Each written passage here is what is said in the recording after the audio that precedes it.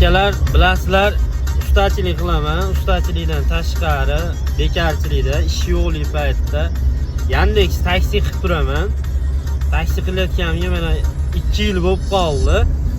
Qiziq voqealar bo'ladi-da.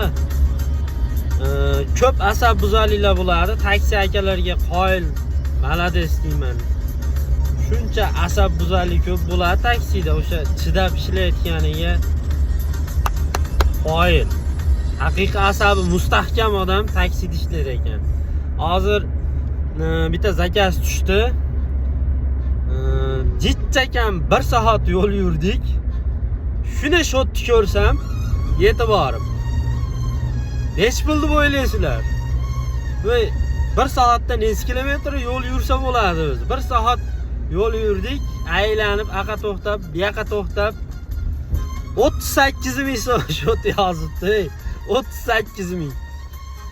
Shunaqa payt taksi akalar ishlagisi kelmay qolar ekan, bor. Men ham ishlayim kelmay qoldi, bor. Shotni ko'rib, endi bilmayman, gazi rasxodni qopladimi, qoplamadimi?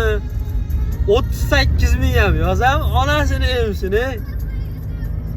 Kayfiyatlar уже 0 bo'ldi. Bundan keyin ishlagisi kelmaydi odam. Aniq, shaxsan meni davom etmayman bunaqa holatda. Sekin uyga qarab ketilaveradi. Uyga ketyapman endi. Mana shu zo'r kayfiyatda. Sizlarda ham shunaqa bo'ladimi? Bu izohlarga yozinglarchi akalar. Like bosib, obuna bo'linglar demayman. Bu ixtiyoriy, chunki men bloger emasman. Har bitta videoda chiqib olib like bosinglar, obuna bo'linglar demayman. Xohish, ixtiyor o'zinglarda.